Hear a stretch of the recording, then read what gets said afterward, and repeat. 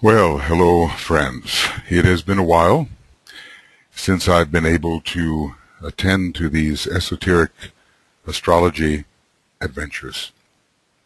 Actually, slightly more than 6 months, unfortunately. And as well, even before that, I had a bit of a spurt there, working in the area of Scorpio, I think.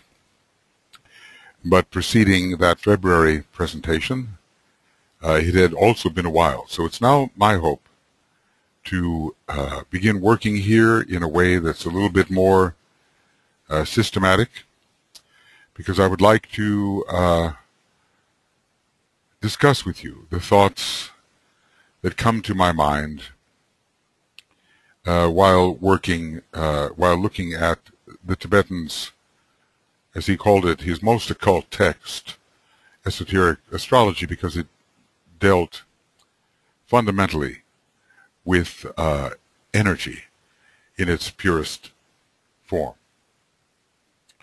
We concluded, actually, on the 18th of February this year, 2012, on page 209, we were in the Scorpio chapter. It says, we come now to a consideration of the rulers which govern the sign Scorpio. And as we realize, when we're talking about a sign, we might as well be talking about the energies which begin with the solar logoi gathered into the constellation Scorpio, or as it is perhaps more precisely called, Scorpius. The signs are concentrated influences of the energies which emanate from the constellations themselves.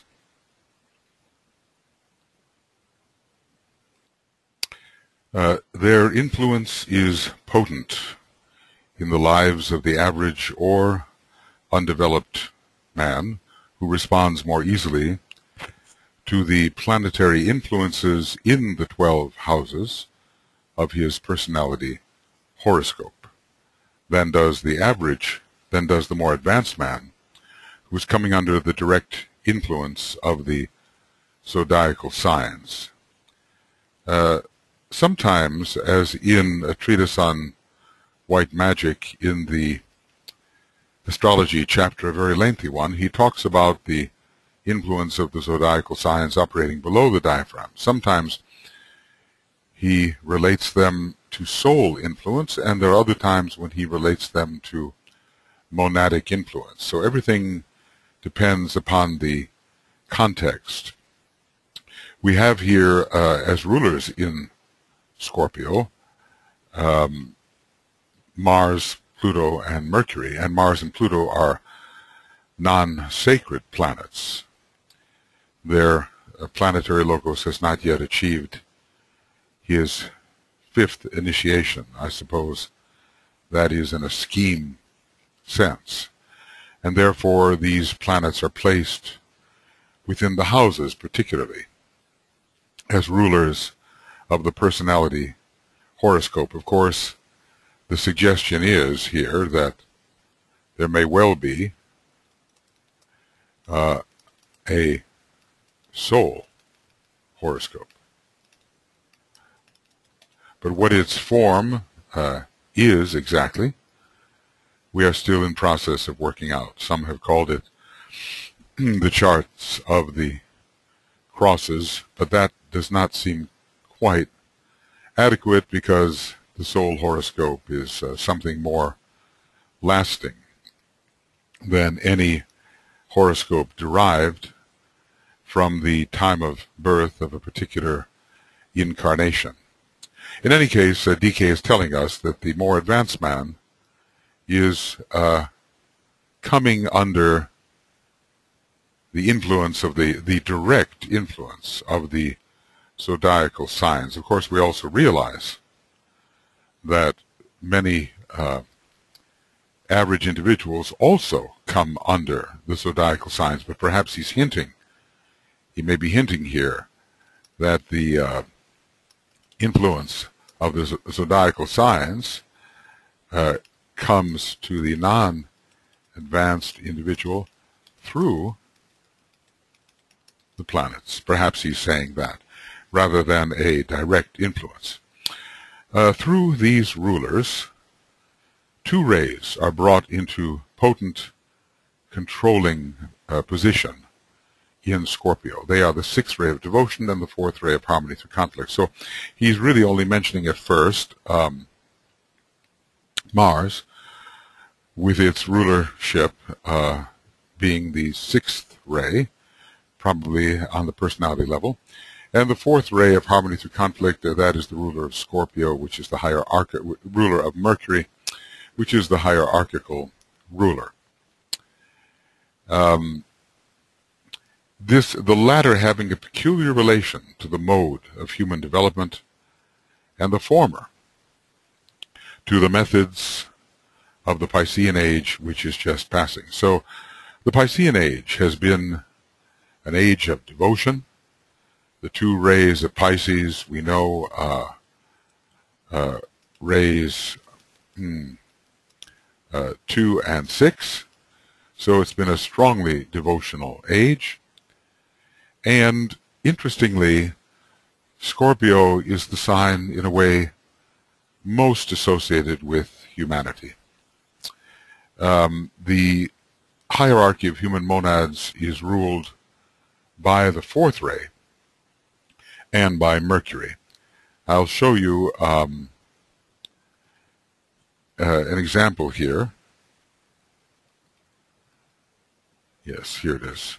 Okay, and you know, you've seen this, I know, but it's, well, maybe it's worthwhile getting myself back in the groove. But here's the human hierarchy, the initiates, the lords of sacrifices, the hierarchy of human monads found on Esoteric Astrology, page 35, and you see that Scorpio is its sign, and the planet is Mercury. And interestingly, the mental intuitive color yellow, also a fourth ray color, is its particular color. So, okay. So the two rays are particularly ray 6 and ray 4, and they are reinforced in various ways.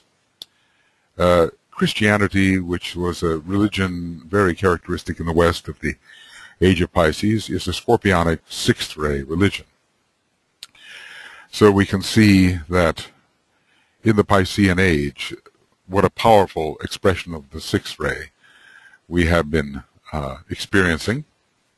And in general, this method of harmony through conflict, of always having to fight and eventually, as a result of the battles and combat, achieving the necessary harmony.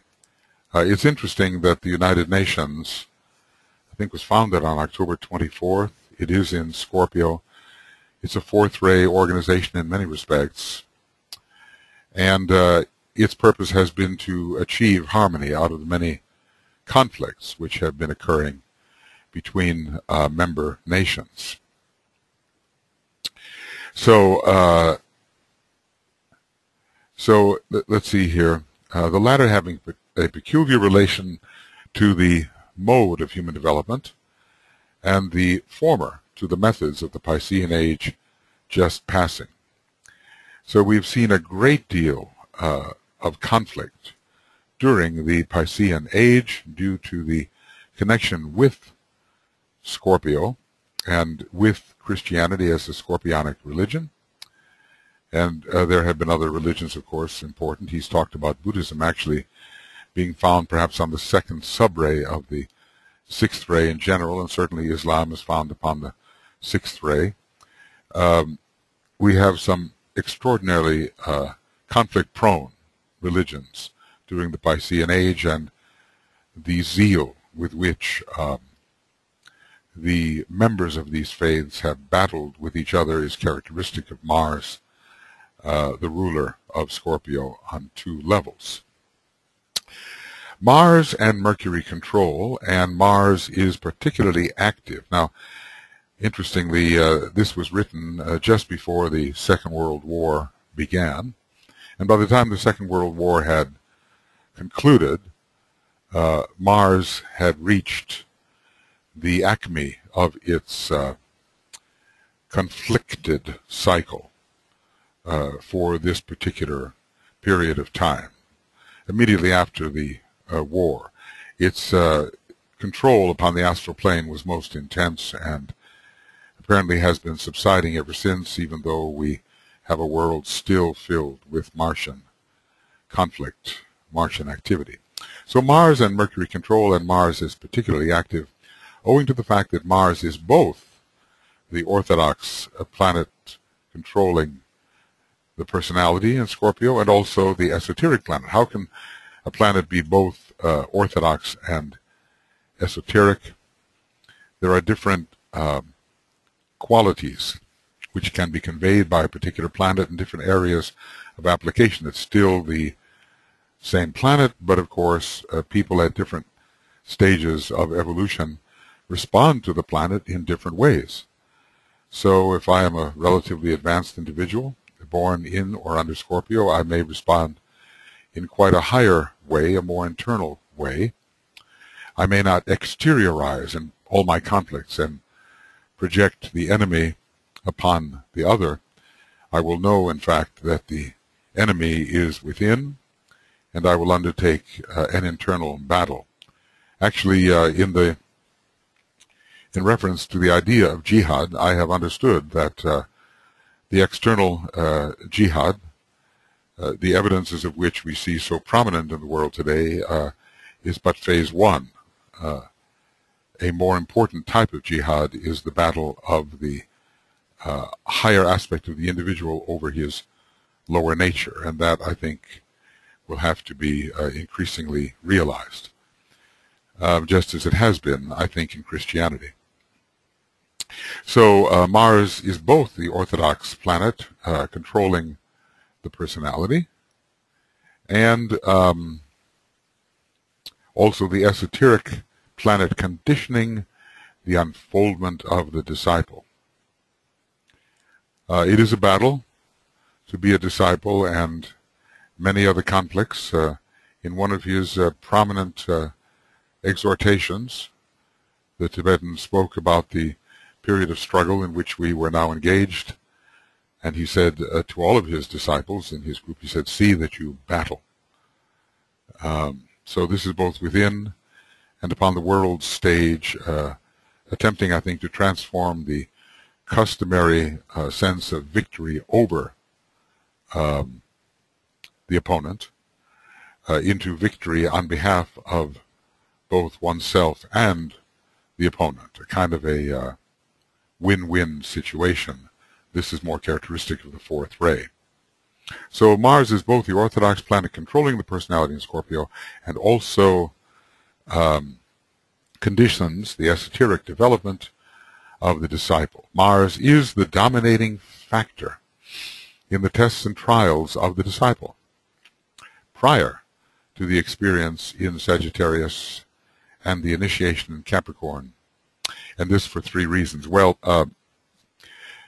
now it has to be said that there are tests and trials of a peculiar kind for all the first three initiations. The experience in Sagittarius is manifold, and Sagittarius rules, among other things, initiates of the first and second degree. So we have Scorpio involved in the progress of initiates of the first, second, and third degree, and Sagittarius involved in the progress of initiates of the first and second degree. Perhaps there's a higher aspect of Sagittarius which is leading through vision to the third degree, but then Scorpio can be involved there as well, and Capricorn can be considered involved with the first three initiations, including, of course, the birth of the Christ in the heart, the celebrated birth of Jesus at the time of Christmas occurred in the Capricorn period. So it's not quite so simple as the Tibetan seems to indicate right here, because in other places he expands the idea. But anyway, before the vision can be clarified in Sagittarius, there are many battles with oneself which one must overcome. Initiation in Capricorn is most characteristically represented by the third degree, at least when disciples study esoteric astrology, but we have to remember that the birth in Bethlehem is actually a Capricornian solstitial experience. It is the winter solstice in the north. So there's always going to be an opponent, something, someone, some factor with which to contend, and Mars is the contending planet. I don't see any reason why the experience in Scorpio should not also be taken to the fourth initiation, but at that point, I think it is no longer Mars that is really representing the Scorpio experience, but rather the clarification of consciousness and the dispelling of illusion, which are represented by Mercury. Although there are many struggles with people of a Martian nature, I would say, that the disciple will experience at the time of the fourth initiation. In a way, he has to face the Martian attitude of humanity, but not face it with armed with the usual armamentarium of Mars. But a different sort of weapon is to be used, and these are weapons of consciousness. Okay, so anyway, Mars is the dominating factor in the tests and trials of the disciple prior to the experience in Sagittarius. Now, he's being very specific about the experience in Sagittarius, because if we think about it, I think he's localizing a certain point on the path particularly. Scorpio is most associated with the second initiation, although it's involved in the first and third as well. Sagittarius is involved with the first and second initiation, but in a way through its vision of higher possibilities prepares the way for the third degree, with which Capricorn is most fully or most commonly associated. First, Mars is definitely the planet which rules and controls the physical vehicle. I think this is a very important statement. It is not only the physical vehicle which Mars controls, but I think, you see, interestingly, in the lives of prominent athletes, a prominent Mars, and they are those who are subjecting particularly the physical etheric vehicle to their will. They are forcing it to perform extreme feats, extreme by the standards of most people. And the prominent Mars, especially, let's say, Mars near the midheaven, maybe interestingly, according to the Coquelin research, somewhat on the 9th house side, and Mars somewhat on the 12th house side of the ascendant, are correlated with excellence in athletics. Now, Mars is found on all levels of the personality. It doesn't really rule the etheric vehicle so much, but it does rule the astral. It rules the lower mental. And it rules all of them together, the united threefold personality, united into one. So Mars is the representative of that personality, and the Moon, interestingly, of all the non-sacred planets, has the closest connection to the outer, densest vehicle, which in many ways is a leftover from moon chain and first solar system activity. Mars and the Moon, therefore, rule, in a way, the profane elements of man, those that stand outside the fence or the wall or the enclosure of the inner temple. So it is in many respects a physical planet, and here we have its color red, one of the rougher shades of red being extremely physical and the color of blood. So Mars is definitely, he says, the planet which rules and controls the physical vehicle. Mars appears first of all as the orthodox ruler in Aries, the sign in which the first move, that's such an important statement somehow, those words, first move, is so Martian, is made towards bringing about objective manifestation or physical incarnation. So man, in a way, is really an idea. Aries is the birthplace of ideas, and Mars represents the descent from the mental plane of that idea towards incarnation in the dense physical vehicle, which is a realm ruled by Cancer and the Moon particularly. Just checking that all of these are working correctly. Okay. So there is a greater degree of outwardness, of superficiality, of experience upon the surface, represented by Aries. It's a more external expression of Mars, generally speaking. And I come forth, and from the plane of mind I rule, is the Aries mantra. And Aries represents a movement from the plane of mind to the plane of emotions, Taurus to the plane of ether, Gemini, and finally into the plane of dense physical incarnation, Cancer, even though the etheric physical is one.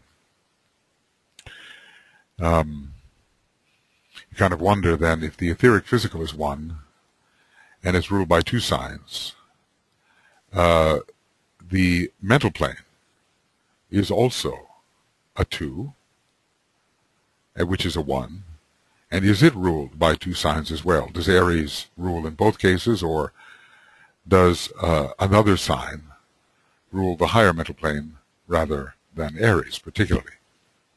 So anyway, this is the sign in which the first move is made towards bringing about objective manifestation or physical incarnation. Mars will take the initiative in reflection of that greater lord of the constellation, Aries, to whom it is so closely related.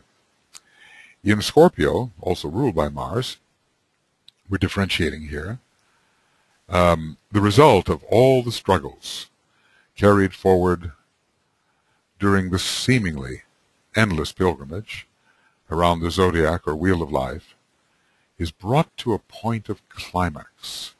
This is the thing, such dire and dreadful and noticeable experiences full of what we call suffering are found in the sign Scorpio. The idea of the climax suggests the mountaintop, the summit. There's a kind of climactic activity going on with Scorpio, but also in an even higher way with Capricorn. Seemingly endless, well, how endless is 21 million years? How endless is 25 million years?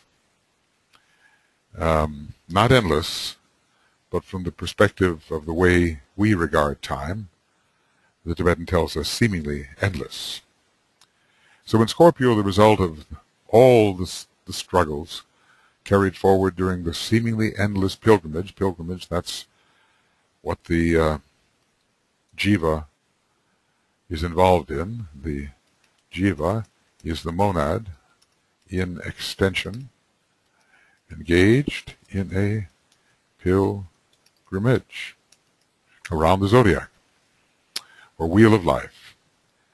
And a point of climax is reached, again through the activity of Mars, which has not appeared actively in the intervening signs between Aries and Scorpio. So to appear actively means, in a way, to be a ruler of a sign. We want to see how the Tibetan thinks here. To appear actively is to be a ruler of a sign. And in no instance, whether orthodoxly or esoterically, has Mars appeared between Aries and Scorpio. It appears again hierarchically in Sagittarius, as we have discussed. So it has not appeared actively in the intervening signs between Aries and Scorpio as far as the reverse wheel is concerned. As far as the clockwise wheel is concerned, if we were moving in that direction, then Sagittarius would come before Scorpio, because we'd be moving in an order which is apparently backwards from the way we usually consider the signs, and then Mars would have appeared between Aries and Scorpio in Sagittarius, moving on the clockwise wheel. But the Tibetan here is talking about the ordinary method of movement. So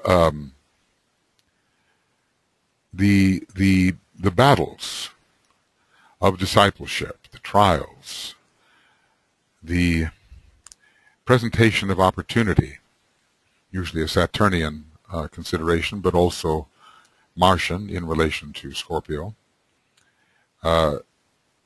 these emerge in the life of the disciple who is conditioned by Scorpio. Scorpio is maybe the preeminent sign of discipleship, just as Capricorn is the preeminent sign of initiation. In many ways, until one takes the third initiation, one is still considered a disciple. From the time one takes the third initiation, one is considered technically an initiate. The disciple has now to demonstrate the strength, character, and quality which he has unfolded and developed within himself during his long pilgrimage. And there's that word, demonstrate. To show forth upon the dense physical plane, to show forth through matter. We realize that Scorpio is one of the triple signs. Being triple, and being an M, it represents matter, an expression through matter, just as Virgo, another M sign, does. Scorpio, in a way, is a more masculine sign, but still it's feminine because it represents the heat of the mother. Virgo is also almost always considered a feminine sign, although its mantram does include God, who is the father, interestingly enough. So the disciple has now to demonstrate strength. This is, after all, the sign of Hercules, the great first-ray soul who knows what his monad is. Character, which means not losing one's integrity under pressure, but sustaining all of the good structures which have been built in, and quality, which is of the soul. He has to demonstrate these despite opposition. And the opposition will come from his own nature, and it will come from the environment as well.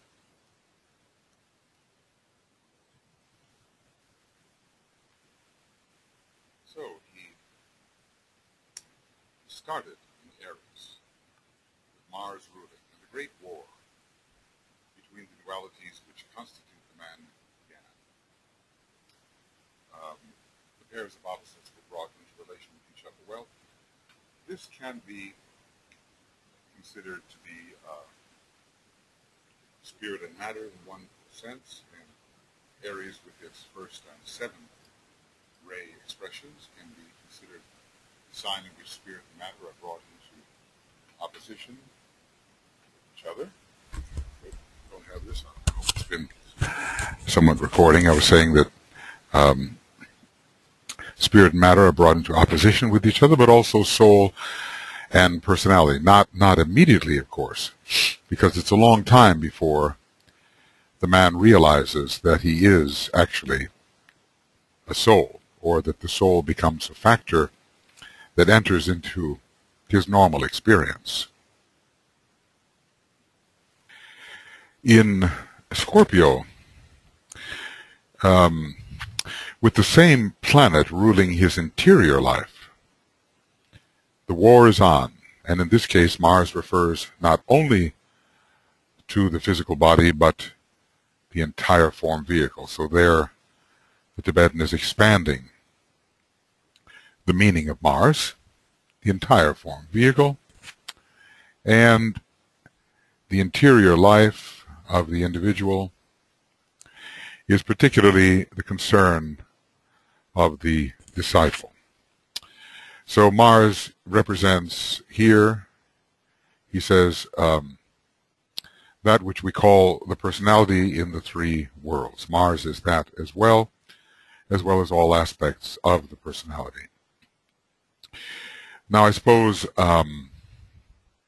Scorpio is the sign in which the average person will have many extreme experiences, and the outwardly, exteriorly oriented individual, because that represents a phase of life, exteriorizing the consciousness, will also have Martian experiences which are not necessarily having to do with the interior life. So I think the Tibetan is talking about later, when the individual has become the disciple, and an internal war is on, and there is a battle going on between the factor we call the higher consciousness or soul and the entire personality. Eventually the personality itself becomes the entire dweller on the threshold, and this is a way in which Scorpio can be considered to be involved with the fourth initiation.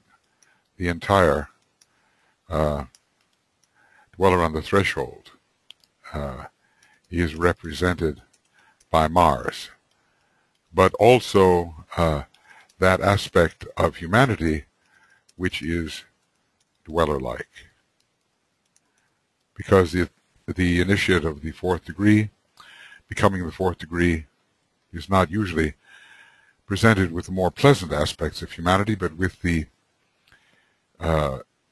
threefold personality united of humanity, which seeks to eject the initiate out of the human kingdom.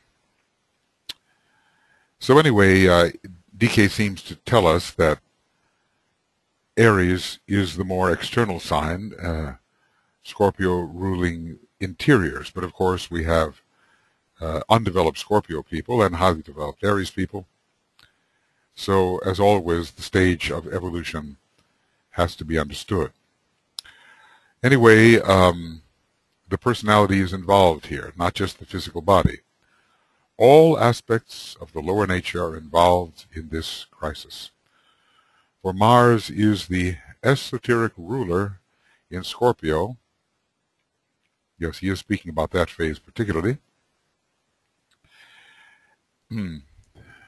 And the tests applied involve the form nature, gross and subtle, the subtle bodies, astral body, mental body, etheric body too, I suppose.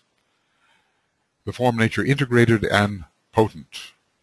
So this is the entire personality integrated and potent. Mars, therefore, rules Aries from the orthodox angle and Scorpio esoterically, but remember here, of course, it also rules Scorpio exoterically. But the more exoteric expression, I think, is found in relation to Aries, the more esoteric expression in relation to Scorpio. So Mars, therefore, rules Aries from the orthodox angle and Scorpio esoterically, and does not, again, appear in the life of the individual except as that individual responds to mass vibration in Sagittarius. In other words, those who respond to the lunar lords. If average man responds to the lunar lords, he is responding to a mass vibration of Mars. And again, you can see that here, the lunar lords, which comprise the personality of the man, are all ruled by Sagittarius and by the planet Mars. But since they are, of course, what we call lunar lords, they are also closely connected with the ancient thought form effect of the moon. So Mars does not again appear in the life of the individual, except as that individual responds to mass vibration in Sagittarius, which of course he does. The response of humanity to the 4 lunar lords, the fourfold square constituting his personality, is profound. So where Mars appears again as ruling the 6th and unconscious creative hierarchy, the lunar lords of the form nature, who must eventually be sacrificed to the higher spiritual aspect and brought under the control of the solar angel. Interestingly enough, that sacrifice upon the altar, or ara, which is associated,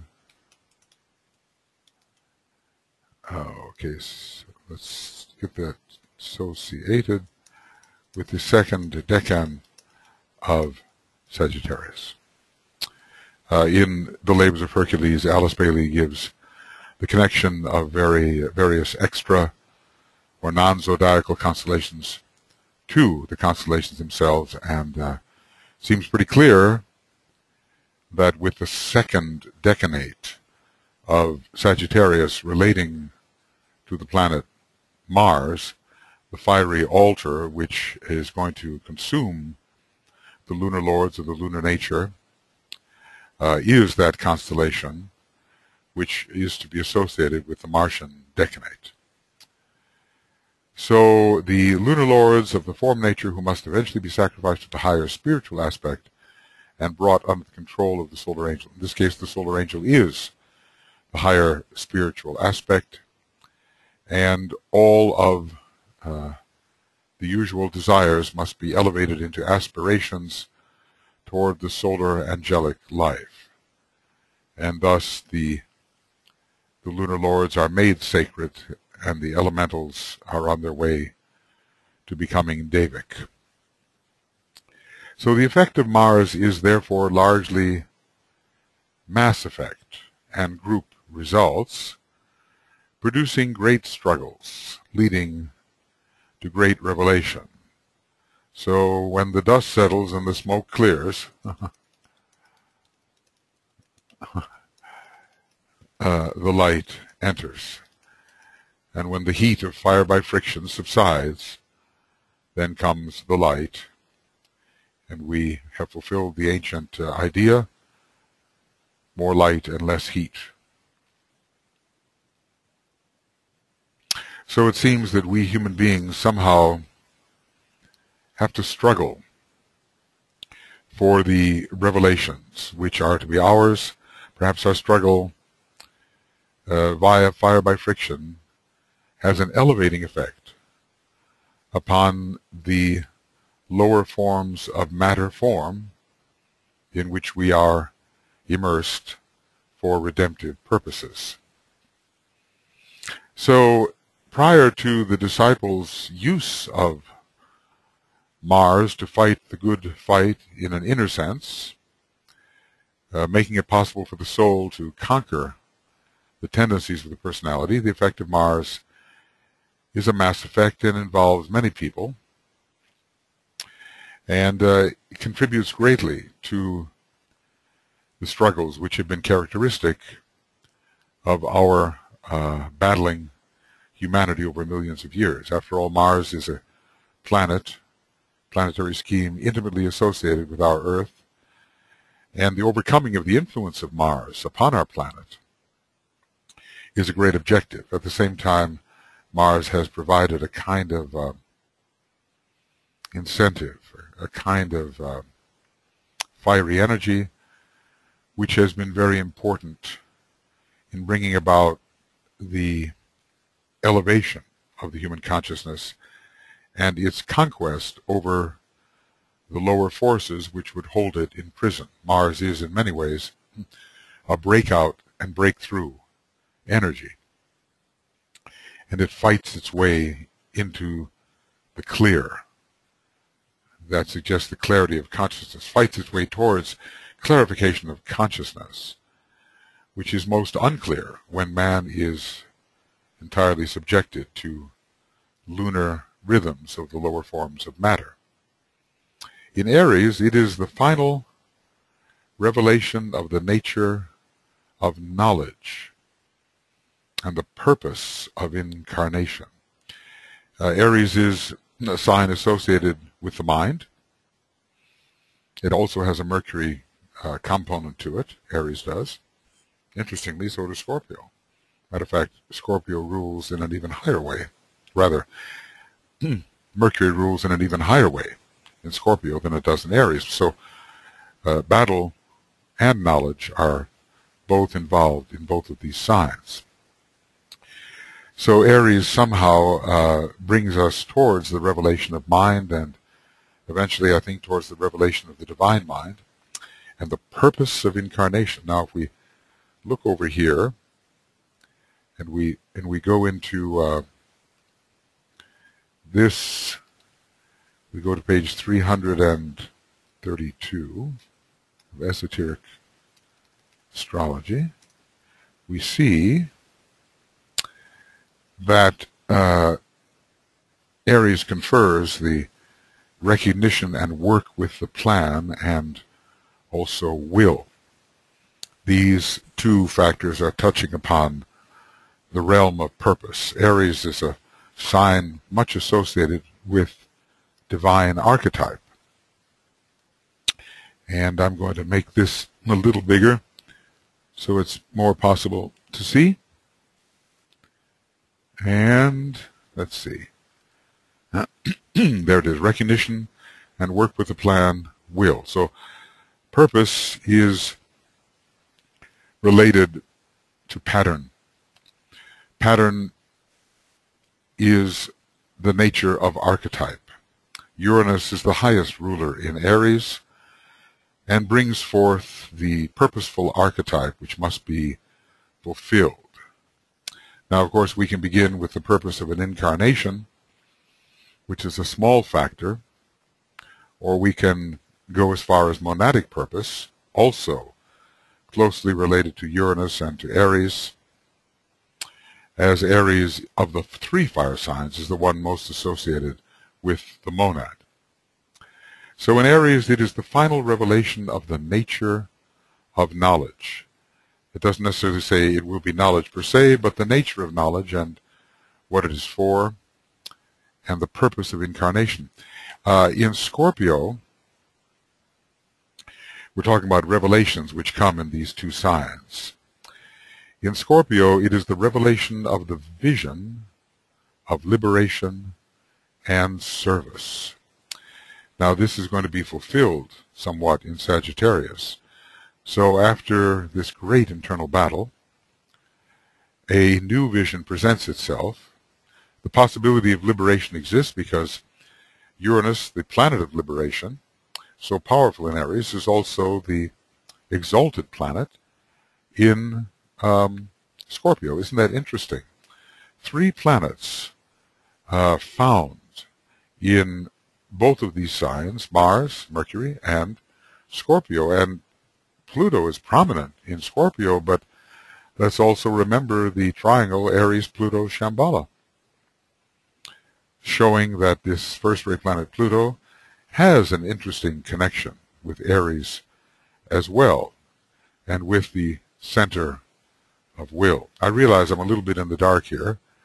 I have to lean forward in order to be seen, but as it becomes darker at night, perhaps my image will emerge a little bit. Okay, so revelation emerges here as a result of these conflicts. And in Aries, it is the final revelation. That sounds like it's quite ultimate. You know, when you look at Mercury. It is a planet of mind and of knowledge, but Uranus, the higher octave of Mercury, is also, in one of its aspects, a planet of mind and of knowledge as well. So what really is knowledge? Perhaps we will find this out through our struggles in Aries and the purpose of the incarnation. Notice when you look at a horoscope and you look at the first house of the horoscope, it belongs, in a way, to Aries. You can have any sign rising, but the first house of the horoscope and the ascendant are Aretian in nature, and it is there that the particular purpose of an incarnation from the soul perspective is presented.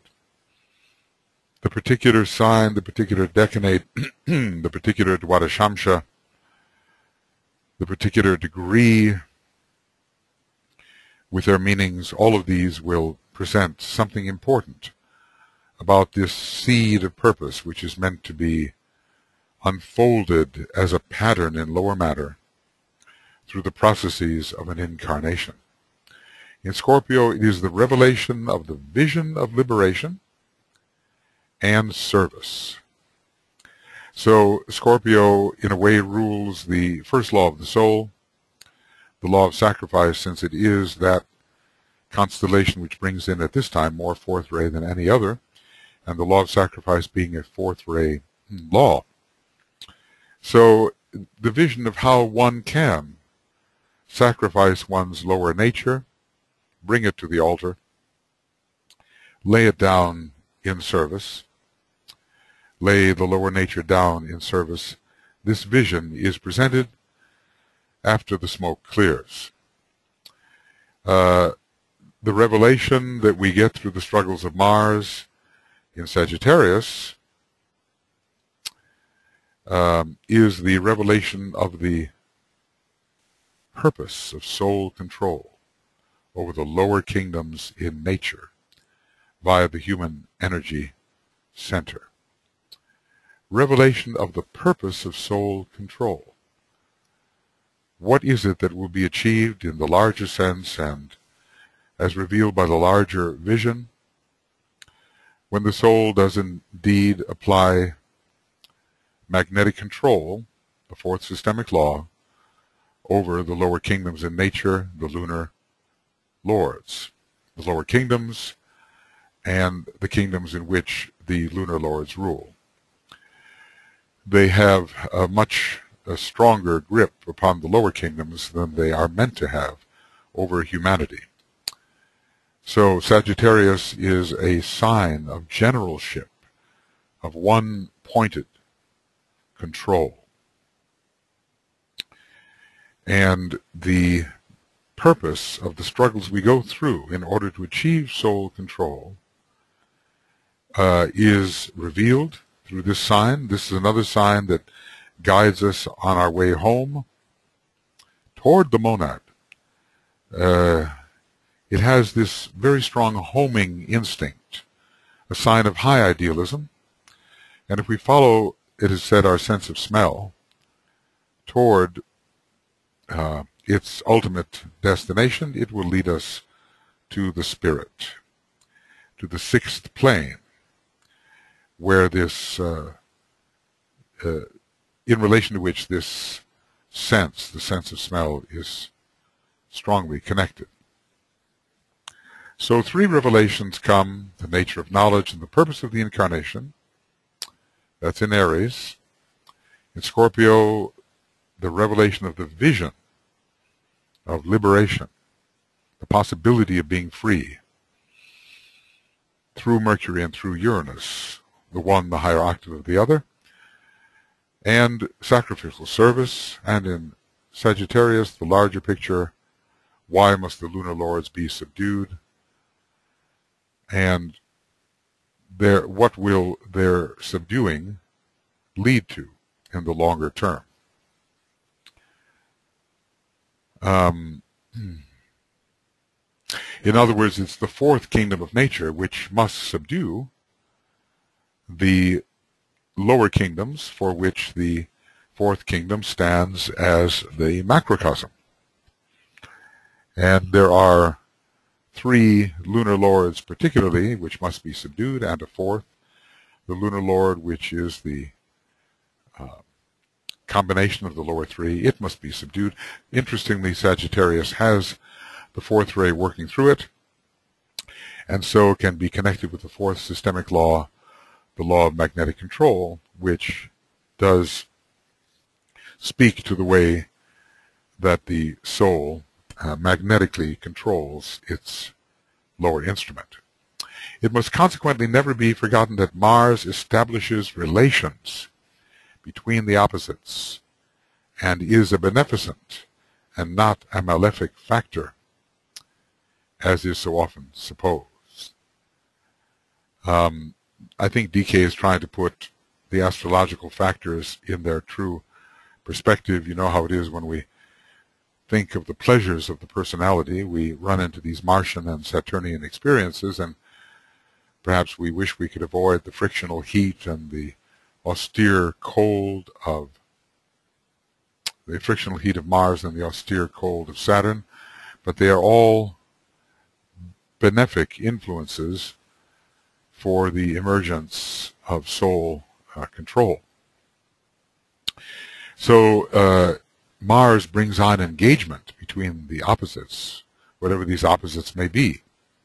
How shall the opposites get to know each other and thus harmonize with each other and thus eventually become unified with each other, except through the processes of frictional engagement? So between spirit and matter in the largest sense and between soul and personality in a lesser sense, Mars is involved. And perhaps we sometimes consider mind and feeling to be opposites, and Mars may be involved in this type of engagement as well.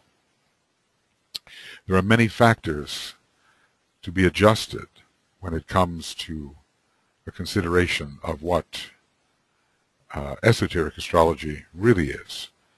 And this book, written 80 years ago, almost, tries to signal to us a new perspective which we could overlook entirely if we remain content with conventional presentations. When we come to study the hierarchies and their relation to the signs, certain points which are at present obscure will be clarified. Well, we've been doing that to a degree, and even when we began this series back almost 2 years ago, it seems, we were looking at the earlier part of the book and the study of the creative hierarchies, but later as well, in the latter part of a treatise on cosmic fire, there is much study to be undertaken. But pretty well, all that has been given in cosmic fire on this subject has been exported into the astrology book. So we're learning how to deal with large groupings of lives, the various creative hierarchies, and how the initiate regards these groupings, how he relates to these groupings, because when dealing with these groupings, it is the initiate consciousness really that is required if there is to be control, and if the human being is not to be controlled by them, especially the lower ones.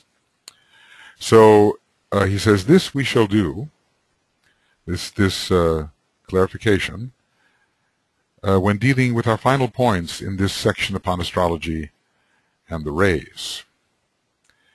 We shall then find that Scorpio rules and governs the 4th creative hierarchy.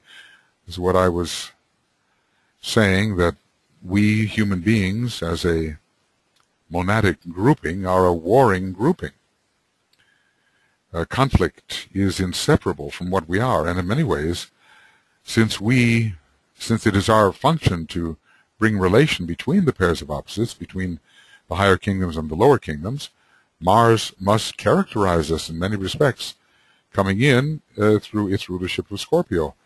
Mars is important to the 4th creative hierarchy. Oh, that's the 4th creative hierarchy, because the 4th creative hierarchy brings relation between higher and lower kingdoms, i.e. between opposites. So it is our task to unite the celestial kingdoms with the lower elemental kingdoms, and to do this in a harmonious manner, because the conflict has raged through us in the first stages of bringing about the engagement between the higher and the lower. We are the battleground. We are the battlefield itself. And I suppose it's not the most comfortable thing, but it does lead to beautiful revelations of harmony and beauty eventually. So we shall then find that Scorpio rules and governs the fourth grade of hierarchy, the human hierarchy, from the angle of the soul, and not from the angle of the lower nature. So we're not talking here about the four as it applies to the lower elemental nature, because we are fourfold in an elemental sense, yes. But our higher nature is also governed by the number 4 and is closely related to the harmonizing, reason-producing plane of love-wisdom, the Buddhic plane. The final struggle in Scorpio only takes place when the point of balance between soul and body has been reached in Libra, which we will be discussing shortly, and it is in Scorpio that the preponderance of the spiritual energy is imposed upon the lower personal forces. Notice those first-ray implications of imposition. This is involved. First-ray imposition. DK tells us about the importance of the factor of imposition, and that it is a noble thing to impose the will of God upon the lesser energies. So things may be balanced, harmonized, agreeable, with fair sharing between spiritual and personal demands in Libra, but then the spiritual energy must preponderate and be imposed upon the lower personal forces, and must become the victor. Against this, the lower personal forces will, of course, rebel. And hence, the incredible struggles that will be involved every time a person cycles into this sign or is born under this sign. So I guess as human beings, we simply have to be resigned to the idea that our way is dharmically the way of struggle, until by choosing correctly the method of dispelling Maya, glamour, and illusion, we come into the possibility of harmonizing the higher and the lower forces. And this is not given to us until a very high stage of evolution, really following the third degree, a degree of this harmonization occurs. And at the time of the fourth degree, a still greater harmonization occurs as the powers of the heart are brought into that particular degree, and the heart connects with the Buddhic plane, whereon the full forces of harmonization as they relate to Scorpio can be released. Scorpio governs, therefore, the initiates. This is the name of our human creative hierarchy, which is the true esoteric name of man. The initiates, the true esoteric name of man.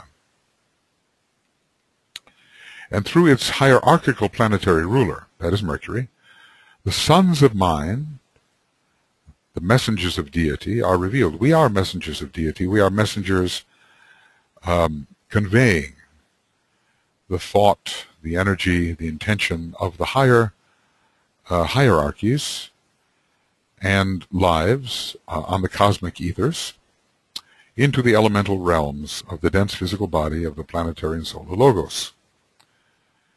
So we are meant to be messengers. Interestingly, among the masters, DK himself is often called the messenger. So We are sons of mind upon the higher mental plane, but we are messengers of deity from the Buddhic plane, representing the cosmic ethers. And we will find our fulfillment in that way once we have conquered the various forces which inhibit sight and effectiveness. But it is through Mars and the Martian activity that the revelation comes about. This is really maybe a different way of looking at Mars. We fight our way into greater light. We fight our way into greater light.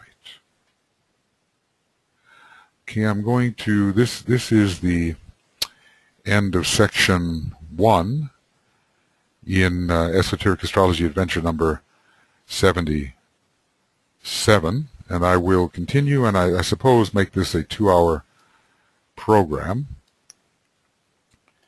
I'm just getting started again after 6 months, so please bear with me if I seem a little bit slow in my correlations. Perhaps it's better for assimilation that it take place in that way. So we will go on with section B of Esoteric Astrology 77 in just a moment or so.